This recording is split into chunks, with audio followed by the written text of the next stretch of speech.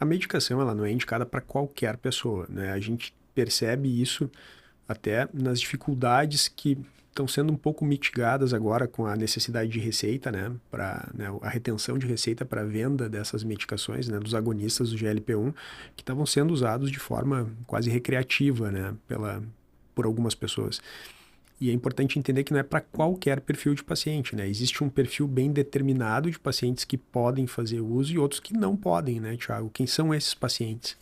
Bom, primeiro, ele está o seguinte: existe uma diferença entre desejo social de emagrecer, que não tem nada de errado, Uhum. né? A maior parte dos adultos gostariam de perder Todos gostaríamos. alguma coisa, pelo menos em torno de 5% Uhum. do peso, e existe a necessidade de tratamento de pessoas com obesidade. Então, é importante que a gente não confunda essas duas situações no contexto de indicação de tratamento. Então, as medidas de estilo de vida podem ser eficazes para os dois grupos. Agora, o uso dessas medicações, ele somente é aprovado, inclusive, porque foi testado nessas populações de pelo menos sobrepeso, né, ainda é, mas isso vem também Uhum. sofrendo uma transição.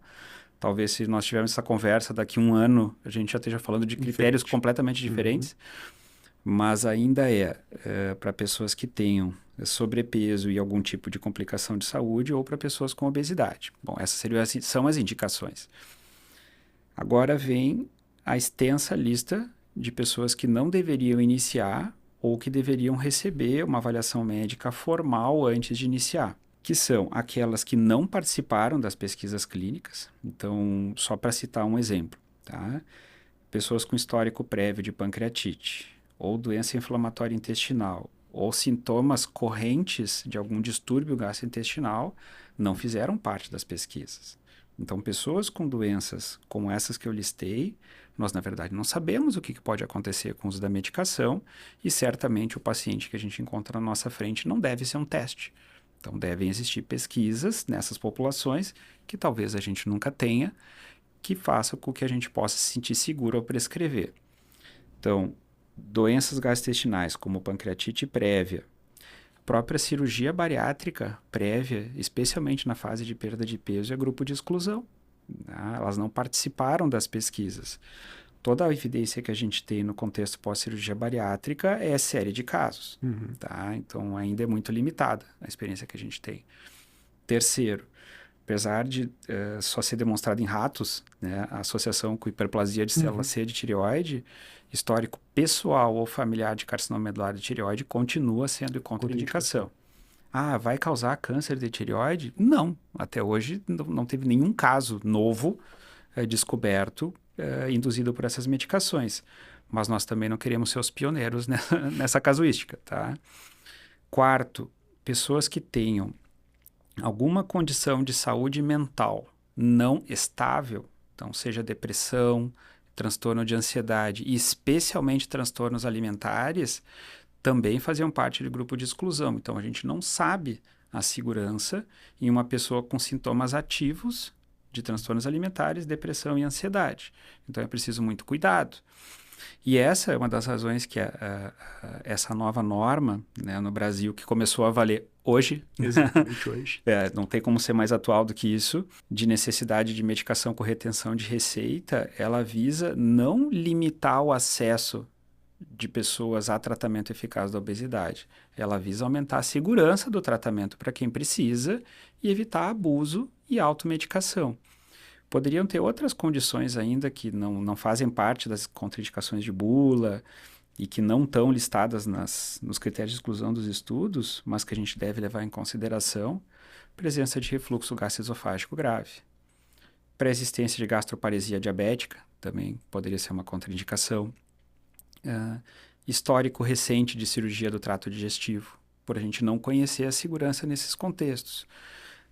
Microlitíase ou barro biliar Uhum.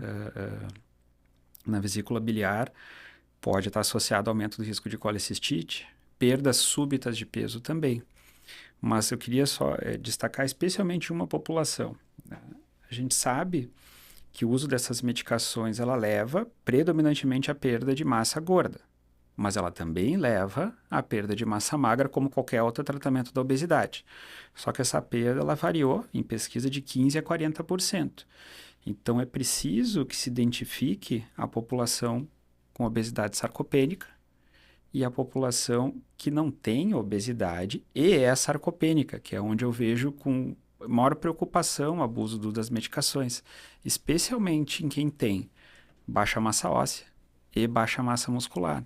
E nem sempre, né, como a gente costuma supervalorizar o lado positivo das medicações, é dado o devido cuidado com as contraindicações. Uma analogia que poderia ser feita é com a própria cirurgia bariátrica. Né? Uma pessoa com um transtorno psiquiátrico não controlado, talvez não seja a melhor candidata a fazer, por mais eficaz que o procedimento seja. Uma pessoa com um histórico de doença inflamatória intestinal ativa, talvez não seja o melhor ambiente para fazer. Né? Agora, a estabilidade dessas condições, ela nos dá um nível de segurança grande para que a gente possa usar e, especialmente, não só usar, para que a gente possa manter essas medicações por tempo indefinido, que é uma mudança também de contexto e de conceito do tratamento da obesidade. A história natural do excesso de peso é retornar ao peso máximo da vida.